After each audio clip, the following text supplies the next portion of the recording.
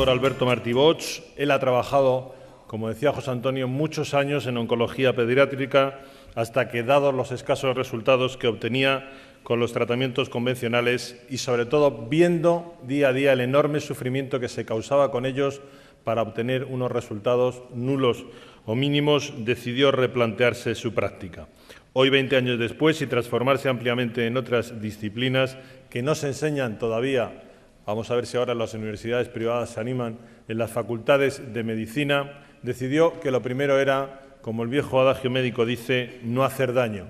Así que ha desarrollado un protocolo de síntesis que está dando resultados espectaculares. De momento son eso, resultados, pero seguro que en el futuro serán mucho más.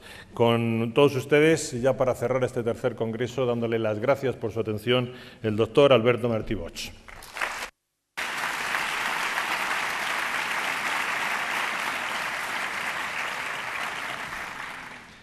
Gracias por su cálida acogida. Gracias, Antonio, por tu presentación. Gracias, José Antonio. Gracias a todos los que también hacéis posible este congreso. Y bueno, voy a intentar explicar en 45 minutos lo que es verdad. Se puede explicar en 5. Pero bueno, yo todavía no he aprendido esa técnica. Mi mujer siempre me dice que tengo que aprender a resumir. Bueno, intentaré resumir lo mejor que pueda. ¿En qué se basa el fundamento médico? Bien, en cierto modo es una integración. Como muy bien ha dicho Antonio, a veces parece que hay una controversia cuando hablamos de oncología. Estamos hablando de acidificación, estamos hablando de alcalinización. ¿Quién tiene razón? ¿El cáncer es un problema alcalino? ¿El cáncer es un problema ácido? Los dos planteamientos tienen razón, porque todo va a depender de qué estemos mirando y dónde estemos mirando. El tumor en su interior es alcalino, mientras que en su exterior es tremendamente ácido. Por lo tanto, se genera esa dualidad, acidosis metabólica y alcalosis tumoral. Vamos a intentar explicar cómo se genera este fenómeno, que también esto nos va a permitir abordar la enfermedad y provocar la apoptosis tumoral. Es decir, el motivo del proyecto de trabajo que yo desarrollé inicialmente tenía una finalidad.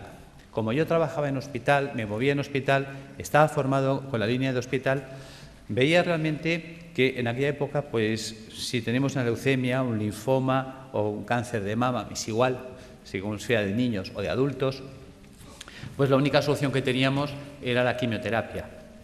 Pero esta realmente resultaba ser una terapia muy dura para el paciente, náuseas, vómitos, pérdida de pelo, en muchos casos hasta se perdían los dientes, se descalcificaban las personas, dolores terribles. Claro, te planteabas cómo conseguir que el niño que estaba en tratamiento, cuando yo estaba en oncología infantil, cómo conseguir que el niño sufriera menos y cómo conseguir también que el tratamiento fuera más eficaz. Es decir, si en lugar de dar 20 sesiones, si lo podíamos solucionar con 10, con 5. Bien, y eso es lo que me llevó a investigar qué podíamos hacer para mitigar la situación del paciente. Entonces, me planteé que lo primero que teníamos que hacer era entender, para resolver un problema, lo primero que hay que hacer es entender el problema. ¿Qué es el cáncer? Te dicen, bueno, unas células que se han vuelto malas. Y bueno, sí, pero ¿y por qué? Ayer no eran malas y hoy sí lo son. Algo ha hecho que estas células degeneren, algo ha hecho que estas células se alteren. ¿Qué es lo que hay? Nadie daba contestación. ¿Hay alguna...? ¿No se oye bien en la sala? Es que parecía que había un comentario por el fondo. Bien, volvemos. Entonces, ¿qué es lo que qué es lo que puede hacer que la célula se vuelva mala?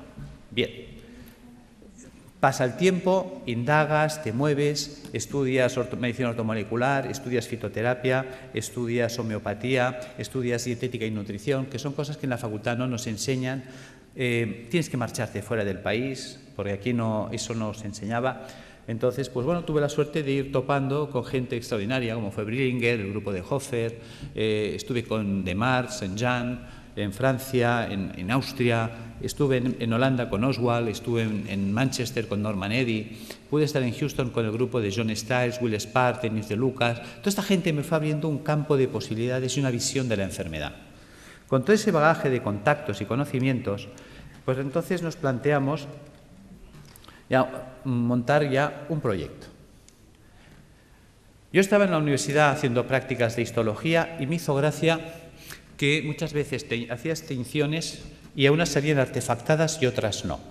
¿Qué es un artefacto? Un artefacto es cuando al hacer una tinción, y si esto es una célula, aparecen manchas alrededor de ellas. Te decían que lo habías teñido mal.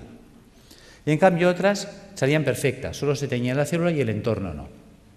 Bien, tú con la ignorancia de estudiante piensas que sí, que igual has hecho mal la tinción, pero un día cae en tus manos un libro. Y el doctor Pischinger es un hombre que es anatomopatólogo, es catedrático de la Facultad de Medicina en Viena, en Austria, y presenta una tesis doctoral cum laude que se presenta, creo que se publicó en el año 70, The Matrix and the Matrix Regulations. Yo este trabajo lo conozco a través del doctor Ovirne. Me intereso por ese libro, lo leo, y creo que este hombre nos abre las puertas a la comprensión de la enfermedad, no del cáncer, de todas. Este hombre nos plantea que la enfermedad empieza alrededor de la célula, no en la célula. Es el entorno celular el responsable de que la célula se altere. Bien por fallo renal, bien por fallo hepático, bien por fallo pulmonar o bien por fallo multisistémico, todos a la vez. El sistema básico podríamos decir que consta de esto, de pulmón, hígado, riñón, sistema vascular arterial, sistema vascular venoso, sistema intersticial, célula. En este caso hemos puesto la piel, pero que sepáis que también puedo poner mucosa, es indistinto. Si os fijáis, de aquí para aquí piel y de aquí para adentro mucosa. Si ahora cortara el labio, tendría en un lado piel, otro mucosa y el sistema celular en medio.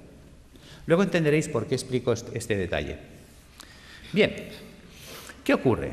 Resulta que el pulmón, el hígado y el riñón son filtros que como tales trabajan 24 horas al día desde que nacemos hasta que morimos. El corazón de una persona en reposo sabemos que mueve 5 litros de sangre por minuto. Luego, por cada uno de estos filtros pasarán, lógicamente, como mínimo 5 litros de sangre por minuto. Todo el mundo entiende que si esto es el filtro del aire de un automóvil, ponemos en marcha el automóvil y el aire pasa a través del filtro, el filtro se va a ensuciar. Y te dicen que cuando esté sucio, cuando tenga 5 o 10.000 kilómetros según el tipo de filtro, que lo cambies. Lo entendemos en un coche, pero no lo queremos entender en las personas. Vamos a reflexionar sobre este dato. 5 litros de sangre por minuto y una persona en reposo. Si cada minuto pasan 5 litros de sangre, ¿qué es lo que están filtrando estos señores? Los residuos metabólicos del sistema celular. De la sangre arterial es la que lleva oxígeno, azúcares, grasas, proteínas, minerales. ¿Para qué? Para nutrir al sistema celular. Hay que enviarle oxígeno, hay que enviarle grasas, hay que enviarle proteínas para que la célula se nutra, se oxigene, viva. Pero esta célula, cada vez que respira, cada vez que recibe oxígeno, ella genera un residual metabólico o basura, que es el CO2.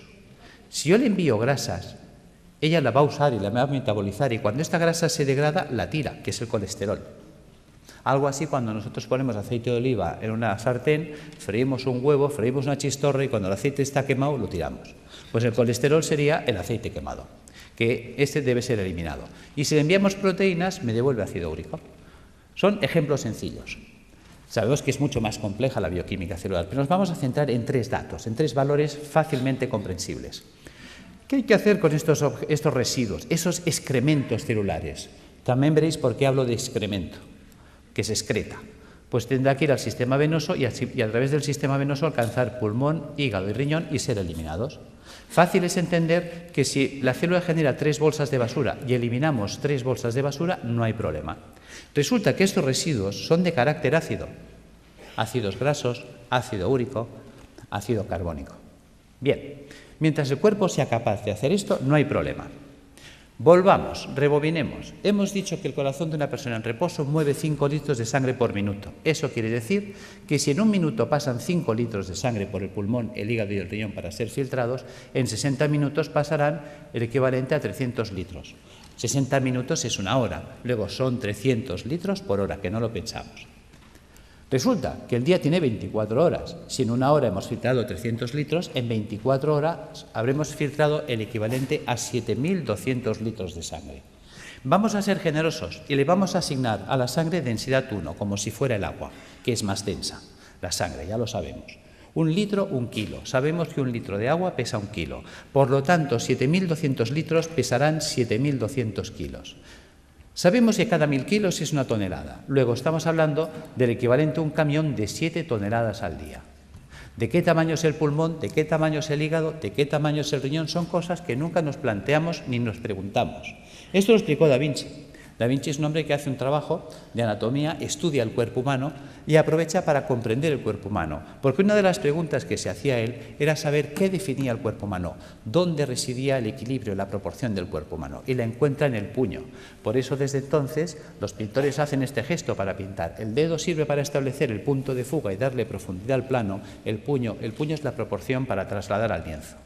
Desde entonces sabemos que si yo me quiero comprar un calcetín, el perimetral del puño es la longitud de mi pie. O simplemente cojo referencias anatómicas, mi costilla y mi clavícula. Si miramos aquí dentro está mi pulmón. ¿Qué pasa? Que mis dos puños son mi pulmón. Si yo cojo como referencias la costilla, aquí dentro está mi hígado. Por lo tanto, si yo cierro los puños, veréis que es la distancia que estoy marcando, 2 puños. Si pongo el puño detrás, el espacio entre costillas y cadera es mi puño.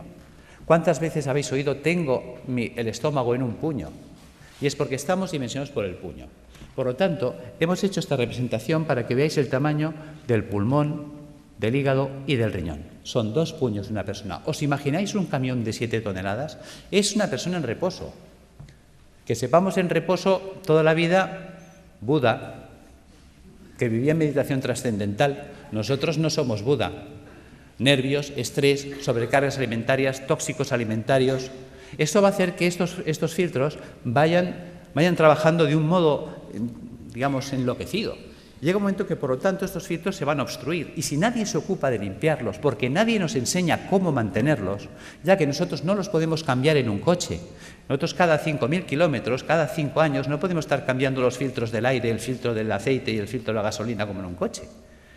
Claro, pues si no nos cuentan nada ni hacemos nada, estos se obstruirán. Empezaremos, por lo tanto, a retener CO2, empezaremos a retener colesterol, empezaremos a retener ácido úrico, puesto que un filtro obstruido ya no trabaja al 100%, su rendimiento cae. Entonces nos vamos a encontrar que en el organismo puede variar el pH. Claro, el cuerpo no puede permitir que el pH varíe en sangre. Muchas veces nos preguntamos, ¿cómo es posible que un deportista de élite, entrenado, perfecto, esté corriendo en un campo y caiga fulminado muerte súbita?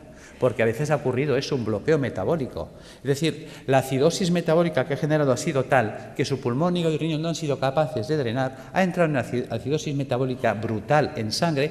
Sabemos que una variación del pH en un medio provoca un stop de reacciones químicas. Las reacciones químicas en sangre se paran, muerte. Algo tan simple, digamos, se nos pasa por alto. Estamos encontrándonos que entonces el cuerpo muchas veces lo que hace para evitar este fenómeno, evitar que haya un stop de reacciones químicas en sangre, empieza a hacer un acúmulo, va a retener estos radicales ácidos libres en el espacio intersticial. Por lo tanto, se irá empantanando el sistema. La interposición de residuos metabólicos en el espacio intersticial entre el capilar y las células, las endotoxinas, van a generar una serie de dificultad para la nutrición celular. Son los trabajos también de Reykjavik, cuando hablaba de la homotoxicología, es decir, la célula acabará ahogada por sus propios residuos metabólicos, por sus propios detritus, por sus propios excrementos.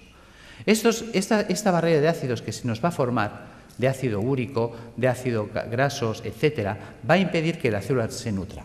Veamos. ¿Veis la diferencia de imágenes? Es decir, la célula sana vive, digamos, flotando. El 70% del cuerpo es agua. Fijaros que eso es lo que llamaríamos el plasma intersticial. Ella tiene que vivir en una piscina de agua cristalina y transparente. Si los filtros se obstruyen, y ya este drenaje no se puede llevar al 100%. Imaginaros que la capacidad de filtraje es del 80%. Quiere decir que el 80% del carbónico, el 80% de los ácidos grasos, el 80% del ácido úrico se eliminará, pero el 20% se quedará parte atascado en los filtros, parte en sangre y parte se empezará a acumular en el espacio intersticial. Si esto se va llevando en el tiempo hacia adelante, acabará ocurriendo esto. Fijaros que ahora el entorno celular, y esa era la idea de Pischinger, la enfermedad empieza alrededor de la célula, no en la célula. Es el entorno celular el que va a degradar ese sistema. Fijaros que ahora la célula ya entra en precario. Fijaros que estos son ácidos. Los ácidos son altamente corrosivos. ¿Qué pasa? Que si yo tengo aquí oxígeno y quiero que el oxígeno vaya del capilar hasta la célula, tiene que atravesar esta barrera de ácidos y reaccionan con él y se lo sacuden del medio. Cualquier nutriente tendrá que quedarse aquí, atacado por los ácidos, con lo cual la célula se queda sin oxígeno y sin comida, y además atacada químicamente por sus propios ácidos. Fijaros que esto explica el por qué. Cuando yo tengo un tejido sano y hago una tinción celular, no se artefacta el entorno celular, mientras que cuando tengo un tejido enfermo y hago una tinción en una anatomía patológica, sí se artefacta el entorno celular, sí que fija colorantes. Se utilizan habitualmente colorantes de carácter básico, los ácidos fijan las bases, luego el entorno celular se ha vuelto ácido. Por lo tanto, los que hablan de que la degeneración celular está basada en un proceso de ácido, tienen razón, aquí están los ácidos. Claro, fijaros que esta célula en estas condiciones, ¿qué opciones tiene? Solo tiene dos opciones. Sin oxígeno, sin comida y atacada químicamente por los ácidos, opción 1, morir por falta de oxígeno, quemadas químicamente por los radicales acumulados a su alrededor. Fijaros que si una célula no se defiende, no reacciona, porque la célula no es una tuerca, no es un tornillo, es un ser vivo, es inteligente, es un ser que, lógicamente, pues decimos que si no estuviera vivo no se podría morir. Fijaros que esta célula tiene que tener su capacidad de reacción. Una vez hicieron unos programas de televisión que clavaron esto. Creo que era una serie de dibujos animados que se llamaba Érase una vez la vida. Ahí lo clavaron. Las células son los ciudadanos del cuerpo. Los órganos, los edificios donde viven los ciudadanos. Arterias y venas, calles y avenidas, por donde transportamos los alimentos, por donde recogemos las basuras. Los nervios, el tendido eléctrico, las líneas de teléfonos, el sistema nervioso central, el ayuntamiento. Cuando miramos el cuerpo desde esta situación que parece infantil, fijaros que los americanos, si algo han tenido bueno, es enseñarnos ciencia a través de mecanismos infantiles, pues ¿por qué no aprovechar ese sistema que es altamente didáctico? Y tendremos una comprensión mayor de la enfermedad. ¿Qué pasa si las células se mueren? Imaginaos que una célula no se defiende, no reacciona. Se queda en ese medio y dice, bueno, pues me muero, esto ya se acabó. ¿Veis? Si se mueren las células del cerebro, porque esto está pasando en todo el cuerpo, entonces me quedaré sin células cerebrales, Alzheimer. Si se me mueren las células de la base del cerebro, Parkinson. ¿Veis? Fijaros que aquí tengo un cable en la mano. Por todos sitios hay cables. Los cables tienen un forro de plástico. Los cables conducen los impulsos eléctricos que en estos momentos nos permiten la informática, la luz, todo. En el cuerpo los nervios conducen todos los impulsos eléctricos y electroquímicos. Pero están forrados de la vaina de mielina. La vaina de mielina sería el plástico. ¿Qué pasaría si yo echara un chorro de ácido sobre los plásticos, sobre los aislantes de los cables? Que el ácido haría una acción corrosiva sobre el plástico. El cable se cortocircuitaría, pero dejaría de conducir. ¿Qué pasa si resulta que los nervios que me están uniendo esta célula con el cerebro, la mielina es atacada por los ácidos que hay a su alrededor? Se degrada la mielina. Sin mielina hago una enfermedad desmielinizante, esclerosis múltiple, esclerosis lateral amiotrófica, esclerosis en placa. Pissinger fue un genio. Nos hizo entender las enfermedades. ¿Veis? ¿Qué pasa si la célula, imaginaos que aquí ponemos piel y aquí le ponemos un pezón? ¿Veis? Esto es una célula del pecho. Imaginaos que esta célula se muere. ¿Veis? Un tejido con células muertas es un tejido fibroso. Hablaremos, por lo tanto, de fibromas. ¿Ves? Fibroma mamario, fibroma uterino, fibrosis prostática. ¿Ves? Que el fibroadenoma a nadie le preocupa. ¿Por qué a nadie le preocupa? Es un fibroma.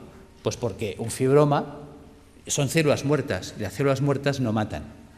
Fijaros cómo somos. Vemos el problema, pero no estamos siendo capaces de valorar la trascendencia del problema.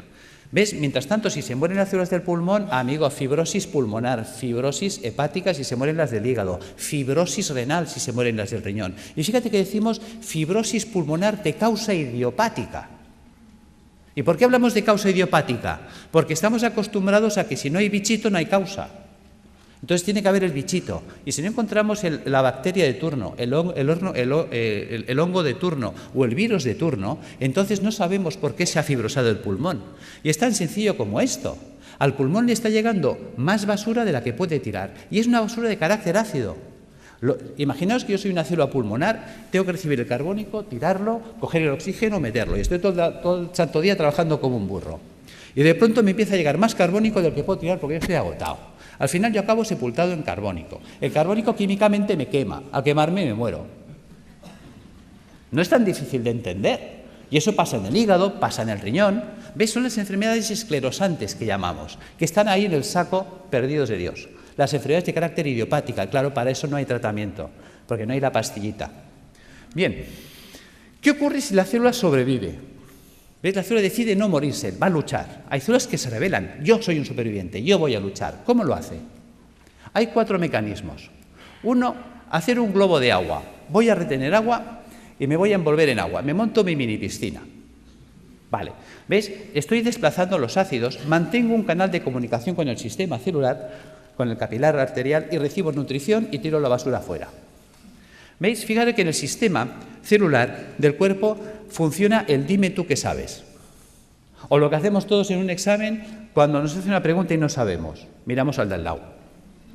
Oye, ¿tú qué haces? Dice, yo me echo un globo de agua. Dice, vale, yo te me hago otro. Y la de al lado me copia. Y se empiezan a copiar todas las células. Si todas las células empiezan a retener un globo de agua, es esa persona que empieza a engordar, ya puede hacer dietas que no adelgaza. ¿Ves? Hay gente que dice, es que yo he ido a una clínica carísima, me han cobrado 6.000 euros, me han tenido 5 días a agua y he engordado. Yo tengo pacientes que vienen diciéndome esto. Yo, claro, porque tu cuerpo se está defendiendo de la acidosis metabólica reteniendo el agua. Y el agua, aunque sea calorías cero, el agua pesa. Y si esa persona retiene el agua, se la queda, aumenta de peso. ¿Veis? Este es el tema. Opción 2, tamponar. ¿Qué es tamponar?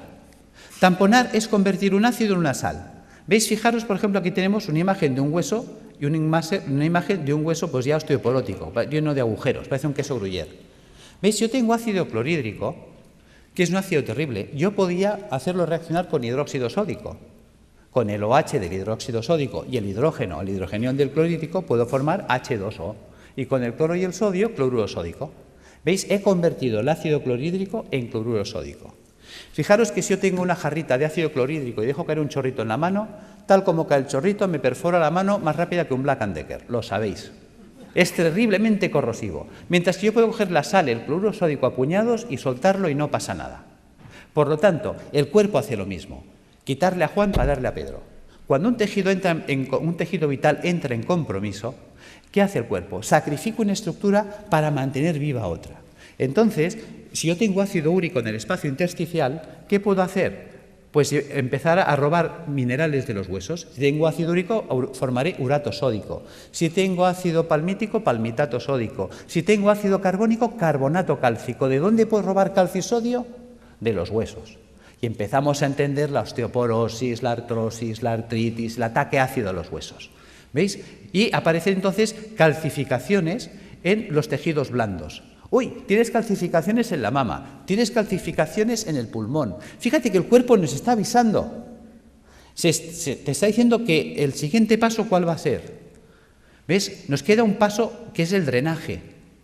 Fijaros, volvamos atrás, que yo por la piel puedo eliminar carbónico. Yo por la piel puedo eliminar grasas, tengo el cutis graso, lo habéis visto 1000 veces. Yo por la piel saco amoníaco, urea. Veréis que hay gente que mancha las camisas, los sobacos de cercos amarillos, urea. ¿Veis? Si yo saco un sudor excesivamente ácido por la piel, la célula, ya que antes de morir, ¿qué hace? Empieza a echarlo todo por la piel. Si saco un sudor muy ácido por la piel, se me quemará la piel. Ataque químico, dermatitis, psoriasis, eczemas. Por eso dicen que la psoriasis no se cura, porque la quiero curar con una pomadita desde fuera, cuando el problema está dentro. ¿Veis? Vamos entendiendo las enfermedades. Realmente nos abrió los ojos. Si yo entiendo la enfermedad, yo puedo resolver la enfermedad. Si yo entiendo el problema, yo puedo resolver el problema. Lo que no podré es nunca resolver un problema que no entiendo o no quiero entender. Esta es, diríamos, la situación en la que nos encontramos. ¿Veis? Podemos hacer el drenaje hacia las mucosas, que decíamos antes. Si en lugar de drenar hacia la piel, dreno hacia las mucosas, pues entonces tendríamos un problema a nivel de mucosas, llagas de boca, llagas de esófago, llagas de estómago, colitis ulcerosa.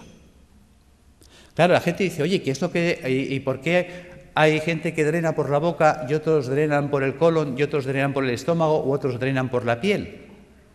Porque el cuerpo, hemos dicho, que es como una ciudad donde el sistema nervioso central es el ayuntamiento. Ejemplo. ¿Veis? Creo que hubo una época en la que Madrid tenía un conflicto de basuras. Y entonces se reúne el Cabildo y decide montar pues un vertedero de las basuras de Madrid, creo que fue en San Sebastián de los Reyes.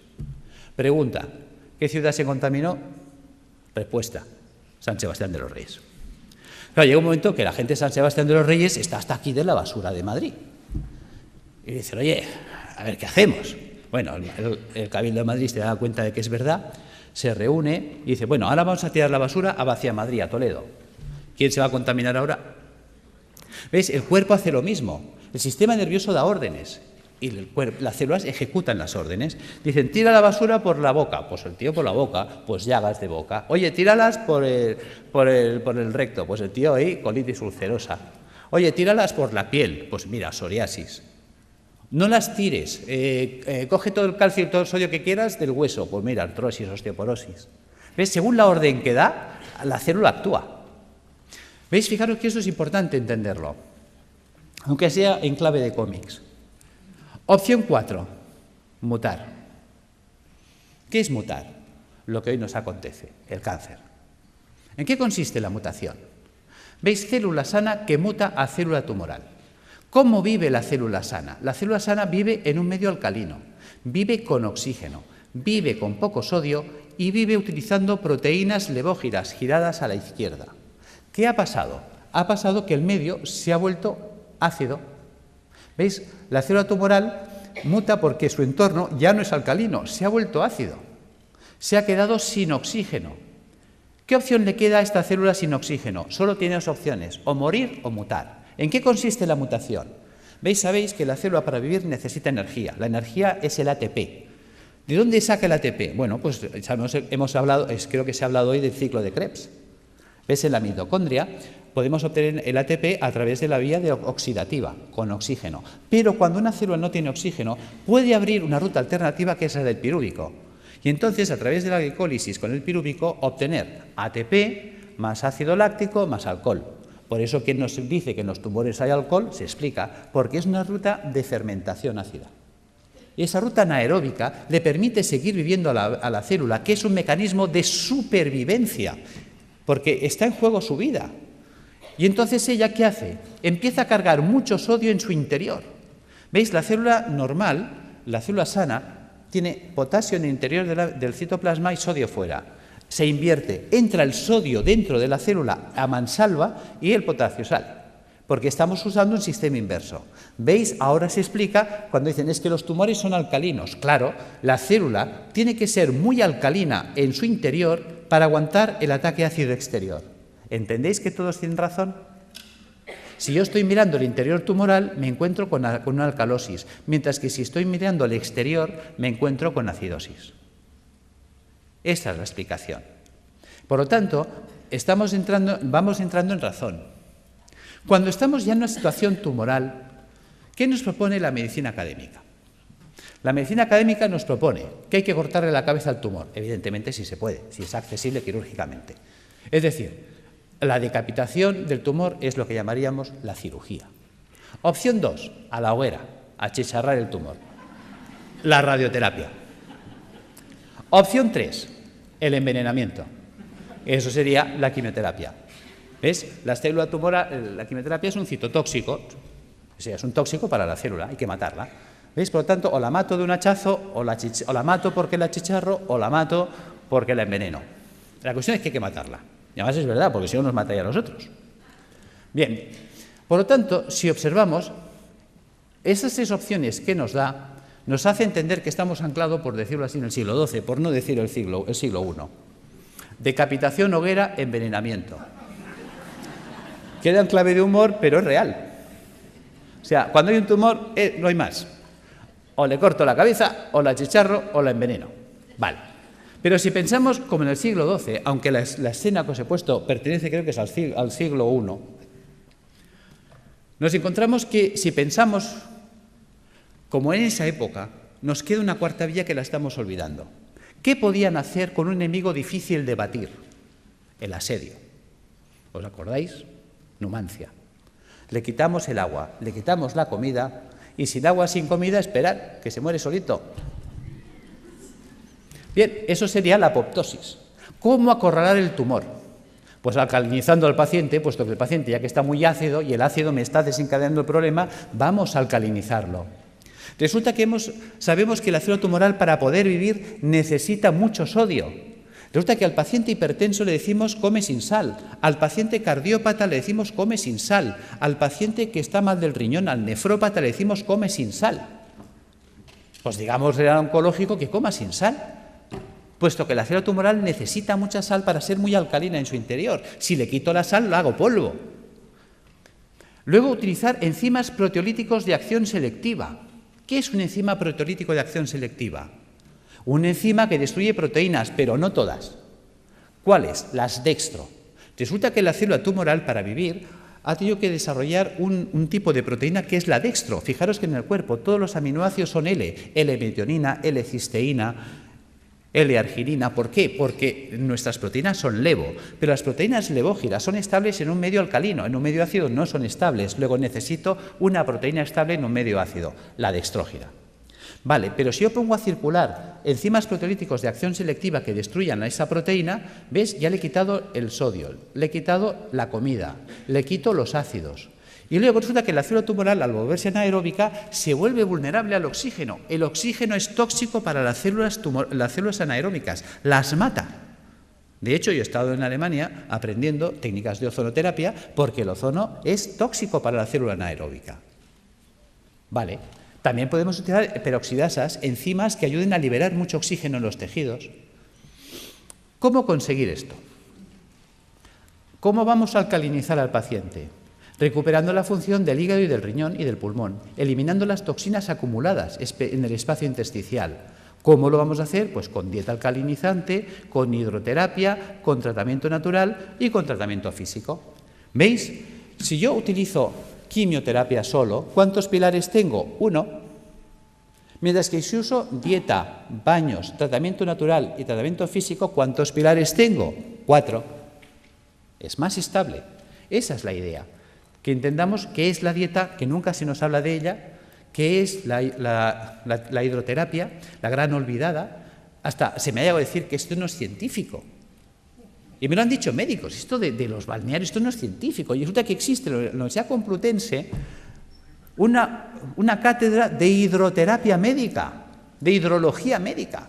O sea, ni siquiera sabemos lo que tenemos en nuestras propias universidades. Y es de las mejores cátedras que hay en Europa. Cuando te mueves fuera, te hablan, oh, la doctora Bacaicoa. ¿Y tú quién es la doctora Bacaicoa? Hasta tienes que empezar a buscar y pues dices, san Dios, tengo que conocer a esta mujer. Cuando me cae el libro, y también, digamos, es un libro que he escrito, ahora no recuerdo el otro autor, que también es un profesor emérito, dices, por Dios, empiezas a tirar del libro y dices, ¿y por qué me han ocultado que existe esto a mí? Bien, seguimos. ¿Qué es esto de las plantas y qué es esto del tratamiento físico? Vamos a entrar ahí. ¿Por qué dieta? Muy importante. La dieta cárnica es acidificante de la orina. Si yo me como carne, mañana estoy haciendo pis de carácter ácido. Mientras que si yo como vegetariano, mañana estoy haciendo pis de carácter alcalino. ¿Qué quiere decir esto? Que la dieta vegetariana me alcaliniza. Vale. Por tanto, vamos a hacer dietas vegetarianas. ¿Veis? Un filtro sucio no es un filtro roto. Un filtro sucio se puede lavar. ¿Y con qué se lavan las cosas? Con agua. A veces tan simple que es, no nos lo podemos creer. Resulta que el 95% de la fruta y la verdura es agua.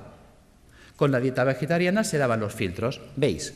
Ensalada, bistec y fruta. Quito el bistec. ¿Qué me queda? Ensalada y fruta. ¿Veis? ¿Os suena los viernes no comer carne? Claro que os suena. Que la gente dice, uy, eso es cosa de curas. Claro, y la palabra cura viene de curar. Mens sana in corpore sano.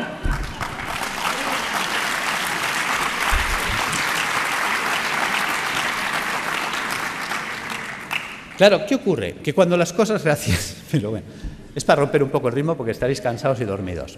Claro, ¿qué ocurre? Claro, la gente lo relaciona con los curas, pero con la parte mística. Claro, dice, la gente dice, ¿y esto de dónde lo han sacado los curas? Vas tirando del libro y los curas lo sacaron de un médico, Galeno. ¿Ves? Yo me acuerdo cuando empecé la carrera de medicina, fue la época que se rompieron los números clausus y entraron 3.000 personas a la universidad. Dijeron, nada. Puertas abiertas, que entre todo el mundo y que sea un curso selectivo. Y estábamos 3.000 en primero de carrera. Y entonces había una asignatura opcional, optativa, que se llamaba Historia de la Medicina. ¿Sabéis cuántos se apuntaron a esa asignatura de los 3.000 que estábamos en primero? Nadie más. Con lo cual me fue genial, porque tuve un catedrático, clases particulares para mí solo. Y ese hombre, que fue el doctor Felipe Cid, al cual le tengo un recuerdo maravilloso, me dijo: te voy a citar una frase de Napoleón para empezar tu formación en historia de la medicina. Hay de aquel pueblo que olvida su historia porque está condenado a repetirla. Tenía razón. Y luego me citó otra frase de Oppenheimer. Decía: solo tiene futuro aquel que investiga en el pasado, porque investigando en el pasado se puede redescubrir el futuro. Tiene miga.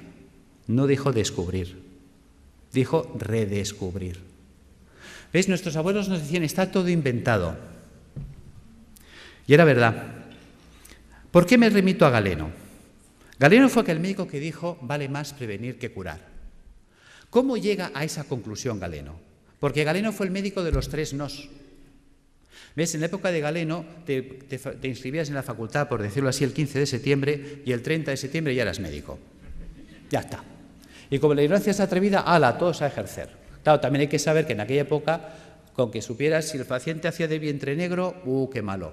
Si hacía rojo, mira, a lo mejor puede ser un hemorroide, ¿no? Si vomitaba verde, tranquilo. Como vomitara rojo, aburem, ¿no? Y si se vomitaba negro, dalo por muerto. Ya está, ya eres médico. O sea, porque claro, no había nada. ¿Cuáles son los 3 grandes nos de Galeno? Él sale, se sienta, como hombre sabio que fue, y por eso nos acordamos de él, y dice: primer no sé medicina. Con lo que me han enseñado no sé nada. Segundo no tengo medicamentos, no existían, los inventó él. Tercer no, si no sé medicina y no tengo medicamentos, no puedo curar. Obvio. Claro, ¿qué hace Galeno? A Galeno le enseñan la medicina hipocrática. Hipócrates había dicho otra cosa. Hipócrates dijo: que tus alimentos sean tus medicamentos, que tus medicamentos sean tus alimentos. Y se queda tan pancho. ¿Por qué dice esto? Porque él observa cosas curiosas. En aquella época la gente vivía muy asilvestrada, todos vivíamos en el campo, muy silvestres, y encima vivíamos con vacas y ovejas, y sinceramente el ser humano tiende a copiar y a hacer lo que hacen los demás animales. ¿Ves? Que además es curioso, tiene relación con la historia de la medicina y la historia del medicamento. ¿Veis? Fíjate que un vaquero, o sea, un señor que cuidaba vacas en Escocia, creo que fue, le contó a un veterinario que había observado, que le llamaba la atención desde pequeño, que cada vez que una vaca le salía un tumor o un bulto en la mama, en las ubres, pues que dejaba de comer pasto normal y se iba a buscar una planta que nunca la comía, que nadie la quería. O sea, tú se la ofrecías y te la escupía. Pero cuando tenía un tumor o un bulto en las ubres, iba como loca a buscarla. ¿Y qué iba a buscar esa vaca? Vinca, la vinca per vinca. Resulta que el veterinario no deja en saco roto el comentario del pastor, sino que coge esa planta y se la lleva a la universidad y la analizan. Y se dan cuenta que es verdad, que en la vinca existe un principio activo antitumoral. De ahí salió la vincristina. ¿Os suena? ¿Veis? La historia del medicamento viene de las plantas. Pues lo mismo hizo Galeno. Galeno se da cuenta de que Hipócrates hablaba de que los pacientes que se ponían amarillos, es decir, el hígado, empezaban a comer como locos alcachofas, se veían alcachofas. Entonces, muchos mejoraban si comían muchas alcachofas. ¿Cuál era el problema? Que había que comer 60 alcachofas al día. Se establece un concepto de dosis. Claro, a ver quién es el guapo que desayuna, come, merienda y cena 60 alcachofas al día y durante un año. O sea, cuando le recomendabas a un paciente que hiciera eso, o que si estaba mal del riñón se comiera 60 cebollas, pues cogían el cesto, se iban a ver a Hipócrates y decían: mira, tío, que lo dejo, que me da igual, que yo me muero. Segundo problema que había: pues si se acababa la temporada de alcachofas, ¿qué hacemos? Pues a Galeno se le enciende la bombilla. Galeno se da cuenta que la planta seca conserva lo que él llamaba el espíritu curativo de la planta, que es lo que conocemos como principio activo, y que la planta seca quedaba reducida al 5%, que esa planta seca se podía hacer polvo, se podía poner en un cilindro y con un pistón se podía machacar. Y la podía comprimir. Acaba de inventar el comprimido. Y en un comprimido le atizaba 10 alcachofas, con lo cual si te daba 2 comprimidos, desayuno, comida y cena, eso funcionaba. ¿Ves? Y en montar los extractos, empieza a montar la galénica, el arte de hacer medicamentos. Entonces él se da cuenta que hay plantas que limpian el pulmón, plantas que limpian el hígado, plantas que limpian el riñón. Entonces, si hago una dieta eminentemente hídrica, la cura de aguas, que os suena, y le ponemos plantas que limpian el riñón, plantas que limpian el hígado, ¿ves? Por ejemplo, una cola de caballo, un té verde, una arenaria, o pongo una alcachofera, un diente de león, un boldo, o pongo una planta que me limpia el pulmón, el tomillo, el gordolobo, el llantén. ¿Veis? Hagámoslo simple. Va, voy a coger té verde, alcachofera y tomillo. ¿Veis? Ya tengo la fórmula de las plantas que me van a limpiar los filtros. Si le paso agua y jabón, se limpiará más rápido. Claro, si encima le cojo los trabajos de Demetrier con los oligoelementos, me meto en los trabajos de eminentes investigadores en el mundo de la ortomolecular, vitaminas, enzimas, las acciones que tienen, vamos a mejorar la actividad y la funcionalidad de estos órganos, con lo cual el drenaje de los ácidos se va a activar. Me voy a remitir también a Galeno. Galeno se da cuenta de la importancia de los baños termales. Fijaros que en aquella época habían las termas romanas. ¿Ves? Galeno establece un sistema de dieta a la gente que venía a su consulta. ¿Ves? En las casas romanas, en los domus, había el vomitorio. La gente se levantaba, comía y se iba a vomitar para seguir comiendo, hasta que reventaban. Y cuando llegaban a Galeno, él en sus textos lo decía. El paciente me llega gordo, seboso, sudoroso, con un sudor repelente, un fétor vomitivo y unas deposiciones putrefactas. Decía, está podrido por dentro. Y además decía, huele a cloaca obstruida, que los romanos tenían alcantarillas, o sea, ya sabía lo que se decía él. Fijaros, por lo tanto, decía, hay que desatascar la cloaca, es decir, todo el tubo digestivo. Entonces, él, por un lado, se da cuenta de la función del agua. ¿Cómo funciona el agua? El agua termal nos vamos entendiendo ya por qué funciona. ¿Veis? Las aguas termales son aguas calientes. Por lo tanto, si yo me sumerjo en agua caliente, ¿qué pasará con los poros de mi cuerpo? Se van a dilatar. Sabemos que el agua de los balnearios son aguas minerales. ¿Qué minerales tienen? Cloruro sódico, cloruro magnésico, cloruro potásico y así. A una concentración salina no menor de 20 gramos de sal por litro de agua. Resulta que el agua de nuestro cuerpo tiene 9,4 gramos de sal por litro de agua. Claro, se va a generar un gradiente de ósmosis, los líquidos van de donde hay menos a donde hay más. Cuando yo me sumerjo en una bañera con agua caliente y salada, ¿veis? Fijaros que aquí en medio todos tenemos una vena gorda, que podríamos llamar que es la alcantarilla, donde van todos los residuos celulares. Pero si yo abro los poros y con la sal tiro para afuera, estoy sacando de mi cuerpo ácido carbónico, ácidos grasos, ácido úrico. O sea, realmente el baño termal es una diálisis percutánea, es un riñón, es un pulmón, es un hígado artificial de alto rendimiento y de bajo coste. Con el tiempo, lo que era del pueblo, porque fijaros que era la época de la res pública, la cosa pública, la época romana en la que vivía Galeno, por lo tanto eran los baños públicos, las termas romanas, con el tiempo los baños pasaron a la aristocracia. Vale.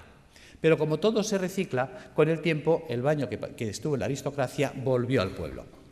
Y volvió simplemente por un tema de avaricia. Fijaros que un balneario pues vale, por ejemplo, uno baratito, hoy en día vale 120 euros al día. Quiere decir que un tratamiento de 30 días nos costaría 3.600 euros y estabilizar a un paciente oncológico 10 meses, 36.000 euros. ¿Quién se puede pagar esto? Un rico. ¿Pero qué es un rico? Pensemos. Y no me digáis que es un tío con pasta porque es falso.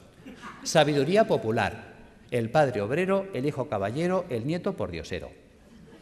Es decir, hay el que hace el dinero, hay el que se lo ventila y la familia venida menos.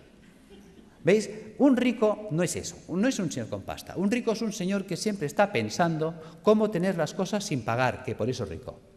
Porque gana y no gasta. ¿Ves? El rico iba al balneario y dice, a ver, ¿qué tiene el balneario que cura tanto? Dice que las aguas son termales. Dice, Pepe, pon un termo en mi casa. ¿Ves? Si yo caliento lo hago en un termo, el agua que sale del termo es termal. ¿Qué más necesito? Dice, es que esto, una bañera. Pues Pepe, pon una bañera. ¿Qué más pasa? Oh, es que el agua son minerales. Jacinto, tú que eres químico. A ver, ¿qué tiene el agua que cura tanto? Jacinto que analiza y dice, oh, es que el agua tiene minerales. ¿Cuáles? Cloruro sódico, cloruro magnésico, cloruro potásico. Joder, esto es sal de cocina, ¿no? Sí, pues échale sal al baño. ¿Cuántas veces habéis oído sales de baño? Pero ¿cuántas veces os habéis preguntado por qué hay que echarle sal al baño? ¿Cuánta sal tengo? Uy, perdón. ¿Cuánta sal tengo que echar al baño? ¿Para qué tengo que echar al baño? ¿Ves? Nunca nos preguntamos. Somos poco curiosos. Resulta que Jacinto, que era químico, le dice, es que tiene 20 gramos de sal por litro de agua. Claro, el tío que está acostumbrado a hacer números dice, pues que me haga una bañera que llena hasta la mitad cubique 100 litros. Las bañeras estándar de casa, llenadas hasta la mitad, cubican 100 litros de agua. Dice, ¿y eso? ¿Y por qué hasta la mitad? Hombre, hasta la mitad, porque por el principio de Arquímedes, cuando yo me meto en la bañera, el nivel del agua sube. Y o dejo un espacio o a fregar. Bien. ¿Por qué 100 litros? ¿Cómo sé que en mi bañera tengo 20 gramos de sal por litro de agua? Echando 2 kilos de sal. ¿Ves? 2 kilos son 2.000 gramos. 2.000 gramos en 100, tacho 2 ceros. Tacho 2 ceros, 20:1. Ya tengo la concentración salina. ¿Qué vale 1 kilo de sal? El otro día lo compré en el Capravo, mientras no nos suban el IVA, a 15 céntimos el kilo. Luego 2 kilos, 30 céntimos. 30 céntimos por 30 días, 9 euros. Y en casa.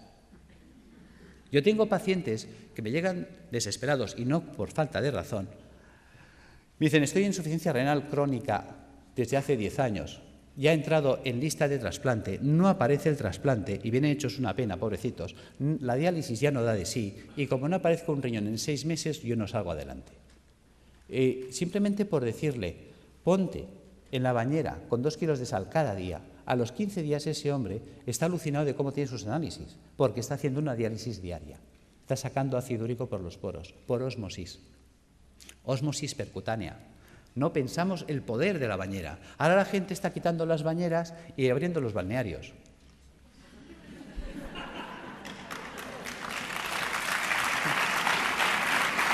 Bien, gracias. Seguimos. Ya entendemos para qué la bañera, ya entendemos para qué una dieta hídrica. Hay mucha gente que me dice, Alberto, ¿hay que ser entonces vegetariano? No, tampoco. Y a ver, cuéntame esto, si me dices que la dieta vegetariana es buena. Bueno, es que una cosa es que la dieta vegetariana sea buena y otra cosa es que tengamos que ser vegetarianos. ¿Ves? Una vaca es vegetariana. ¿Por qué? Ella solo come vegetales. ¿Por qué? Porque puede. La vaca tiene 4 estómagos, panza, bonete, lebrillo y cuajar. La vaca puede hacer 4 digestiones al mundo vegetal. Por eso la vaca consigue el 100% de los nutrientes del mundo vegetal. ¿Cuántos estómagos tenemos nosotros? Nosotros tenemos un estómago. No podemos ser vaca. Nos falta tecnología digestiva. Es así de sencillo. ¿Ves? Hay gente que dice que yo sí, puede sobrevivir, porque el cuerpo está adaptado a sobrevivir, pero no a vivir. ¿Ves? Hay herbívoros, hay omnívoros y hay carnívoros. Nosotros somos omnívoros. Pero eso no quiere decir que nos venga bien un día a la semana limpiar. Fijaros, los reyes inventaron la bula para comer carne los viernes. Los reyes no lavaban los filtros. Pregunta, ¿de qué se morían los reyes? Los reyes se morían de gota, de ácido úrico. ¿Ves? Los ácidos son los que nos matan. Si a mí se me tapa el riñón, yo no podré eliminar el ácido úrico. El ácido úrico me va a corroer los huesos, un dolor terrible, y me va a corroer el sistema arterial por dentro y venoso. Al final me muero de una hemorragia urémica. Fijaros, perforación de las arterias, muerte. Si a mí se me tapa el hígado, no podré eliminar el colesterol. Si no puedo eliminar el colesterol, se me acumulan las arterias, se taponan, infarto, muerto. Si a mí se me tapa el pulmón, no podré eliminar el CO2. El CO2 se me acumula, ya sabéis, es citotóxico, muerto. Los ácidos nos matan. Tan sencillo como esto. Entonces, si añadimos esto a la dieta hiposódica, que ¿cómo afecta esta dieta a la célula tumoral? La célula tumoral necesita mucho sodio para alcalinizar su citoplasma y poder así contrarrestar el ataque ácido externo. Si se queda sin sodio, no puede hacerlo. Y entonces el propio ataque ácido también la puede matar. ¿Cómo matar de hambre a la célula tumoral? Utilizando enzimas proteolíticos de acción selectiva que destruyen solo proteínas extrógenas. Ese fue el pecado de Chacón, encontrar enzimas que destruyen esas proteínas y mata de hambre a la célula, que es inocuo para el sistema, puesto que solo destruye proteínas dextrógenas que solo afecta a la colonia de células tumorales. La célula sana que no ha mutado, como ella sigue tirando de proteínas levógenas, a ella no se entera, no le afecta. ¿Cómo hiperoxigenar los tejidos? El simple drenaje de toxinas, por el simple drenaje de las toxinas, hará que llegue oxígeno a los tejidos. La ozonoterapia, habéis visto unos muy buenos resultados. Y suministrando al paciente enzimas hiperoxidasas, que también van a mejorar muchísimo. Y aquí están los trabajos con el peróxido de fenilglioxal, que en su día funcionó, don Gregorio Ramón Cebrián, creo que se llamaba, el doctor Javier López Garcés, hicieron unos trabajos extraordinarios con las peroxidasas. Y yo las uso, funciona muy bien. Tratamientos físicos, claro que sí, la acupuntura, la osteopatía, la quiropraxia, la magnetoterapia, todo esto nos va a ayudar a reequilibrar todos los sistemas bioenergéticos del cuerpo. ¿Qué ha pasado con toda esa acción que hemos desarrollado? Pues que la célula tumoral, su entorno ya no es ácido. A la célula tumoral le llega oxígeno, que es tóxico para las células. anaeróbicas o tumorales. Se queda sin sodio y se queda sin proteínas dextrógiras. Traducido, la célula sana conserva íntegra toda su ruta metabólica, todo lo que ella necesita para vivir, mientras que la tumoral se la hemos quitado. Algo así como si yo tengo una célula que se ha adaptado a vivir en agua dulce, un pez que se ha adaptado a vivir en el agua dulce, y cojo ese pez y lo pongo en el mar otra vez. Ese pez de río en el mar se va a morir, aunque esté en agua, porque el agua es distinta. No es su ecosistema. Nos estamos cargando directamente el ecosistema de la célula tumoral, y eso nos conduce a la apoptosis. Sin sodio, sin proteínas dextrógiras, sin ácidos y con oxígeno en el medio, la célula tumoral no puede vivir. Fijaros que yo puedo alcalinizar con bicarbonato sódico, claro que sí. Que podemos estar debatiendo si es un hongo el que desencadena el sistema o es un sistema que se ha acidificado y ha generado las condiciones para que esto suceda. Yo me inclino por lo segundo. ¿Veis? Fijaros, vamos a pasar estas dos imágenes. Las imágenes hablan por sí solas. ¿Veis? La célula normal tiene que vivir en una piscina de agua cristalina y transparente. Mientras que si nosotros no hemos cuidado, porque nadie nos ha hecho entender la importancia de comer un día a la semana vegetariano, de bañarnos un día a la semana en agua con sal, de tomar plantas depurativas que nos ayuden a tener limpios los filtros, mira qué fácil es. ¿Ves? Si nosotros desde pequeñitos acostumbramos a nuestros hijos a bañarse en la bañera con 2 kilos de sal, a comer vegetariano un día a la semana y a tomar una infusión de alcachofa, tomillo y té verde, esto estaría funcionando limpio toda la vida. Y entonces estaríamos siempre en estas condiciones. ¿Veis? Fijaros, si yo no limpio esto, ¿qué pasa? Que ahora esta célula que tendría que estar viviendo en una piscina de agua cristalina y transparente, ahora tiene que vivir en una piscina de aguas fecales, sus propios excrementos, porque a lo que hemos comentado antes, ¿veis? A esto, al ácido carbónico, al ácido graso y al ácido úrico le podemos llamar el excremento celular. ¿Por qué le llamamos excremento celular? Vamos a ver. Si nosotros comemos, ¿qué hacemos? Caca. Y si nosotros bebemos, ¿qué hacemos? Pis. Pues si la célula come, hace caca, y si la célula bebe, hace pis. Esto es el pis y la caca celular. Si nadie se la recoge, la pobre célula tiene que vivir flotando en aguas fecales. Y mientras el agua no llega aquí, todos tranquilos, y diciendo, y no hagan olas, pero como la cosa empieza a subir, lo entendéis. ¿Veis? Posibilidades de que esta célula se infecte en una piscina de aguas fecales. Es como si tú tienes un hijo y tienes 2 piscinas, una de agua limpia, cristalina, transparente y tratada y una fosa séptica llena de aguas fecales. Y le dices al niño, hala niño, haz aquí 4 piscinas en la fosa séptica. Se te muere el niño. Lo entendemos en ese ejemplo y no lo queremos entender aquí. Es algo tan gráfico como lo explicó Pischinger, es algo tan genial que dices, Dios mío, y tan simple de poder llevar al paciente a estas condiciones, que las cosas van a ir mucho mejor. Fijaros que todo vale incluso. Ya sé que José Antonio hasta me puede tirar el zapato, porque claro, cuando empezó mi trabajo, ¿cuál era el problema? Mi problema era que yo... Uy, perdón, ¿qué he hecho? Perdón. Vamos ya al fondo. ¿Cuál era el problema? Yo estaba trabajando con quimioterapia cuando empezó mi proyecto de trabajo. Y claro, no entendía cómo era posible que la quimio no funcionara si in vitro funcionaba. Y un día, cuando leo este trabajo, se me enciende la bombilla. Vamos a ver, supongamos que me viene un abogado ahora y me dice, Alberto, acabas de heredar una finca de la tía Carmeta en Tarragona. Pues vale, pues muy bien. Hombre, qué alegría, qué pena por la tía Carmeta, claro, pero también qué alegría por la finca. Son 600 hectáreas. Y dijo, Dios, te vas ahí y dice, pero yo soy médico. Hala, me cojo un ingeniero agrónomo y me lo llevo para allá. Dice, a ver, tú ingeniero, ¿esto sirve para algo? Dice, hombre, está abandonada, está ruinosa esta finca, lleva 30 años que nadie la ha tocado, está silvestrada. ¿Pero vale o no vale? Dice, pues, aquí cebada la que quieras. Dice, bueno, pues ponla en marcha. ¿Veis? Y ahora veo al ingeniero que coge el trigo o la cebada y empieza a echar la cebada entre los zarzales y los matorrales. ¿Tú qué dices? Dice, vaya ingeniero. Resulta que los médicos hacemos esto. Cuando tengo al paciente en situación tumoral, le atizo el suero en sangre y quiero que la molécula llegue a la célula. Se quema por el camino, no llega. Los ácidos la destruyen. Entonces tengo mucha toxicidad y poca efectividad. Claro, cuando limpias el sistema, si tú ahora pones la quimio en sangre, ¿cuánta quimio llega? Toda. Manda huevos, que decía Trillos. Claro, con este sistema, ¿qué pasa? ¿Ves? La célula sana está harta, ha comido, está bien alimentada, ella no tiene hambre. Resulta que la que tiene hambre es la tumoral. Luego es mucho más sensible y por eso veíamos que hay pacientes que necesitan 20 o 30 sesiones, en 3 o en 4 entran en remisión completa. Ahí está la gracia.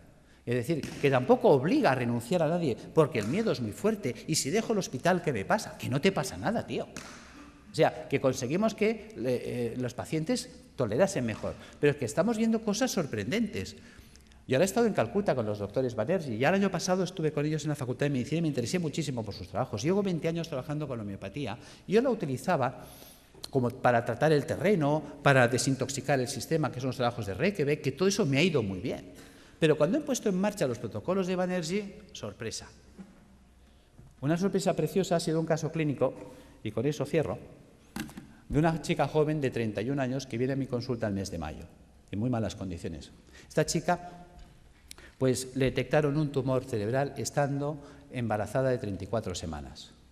Entonces se le ponen anticonvulsivantes, antiedematosos, se le hace cesárea, se salva a la criatura, se le opera, se le quita el tumor cerebral en la medida que se puede, ya sabéis que siempre se hace lo que se puede, no la limpieza total nunca es posible. Se revisa y le encuentran en la revisión general que tiene metástasis en ambos pulmones, metástasis hepáticas, las cadenas ganglionares torácicas invadidas, todo el sistema linfático abdominal invadido, metástasis óseas, metástasis musculares.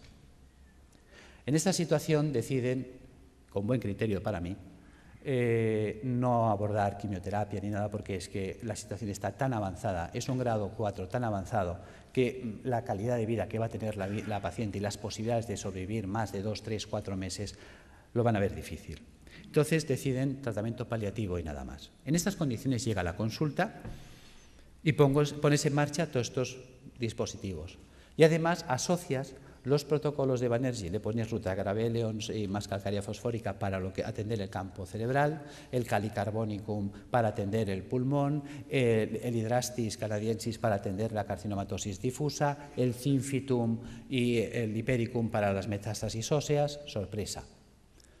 Resulta que al mes viene muy mejorada la mujer. En el mes de julio se le pide pruebas y se las hacen el 13 de julio. Y en el 13 de julio le observan, después de 2 meses y medio de tratamiento, que las metástasis pulmonares habían desaparecido, las metástasis hepáticas desaparecidas, las lesiones ganglionares en remisión completa, la lesión tumoral ni rastro cerebral desaparecida y las lesiones metastásicas de huesos y de músculos reducidas en un 50%. Esta mujer la volvemos a ver en septiembre, el estado general actual es increíble. Realmente está evolucionando muy bien. Ha sido catalogada de remisión espontánea. Y decimos...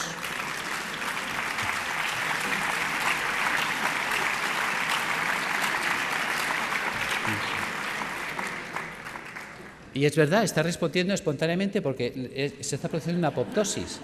Pero se está produciendo la apoptosis porque la paciente está haciendo lo correcto. Ha cogido un camino que le funciona.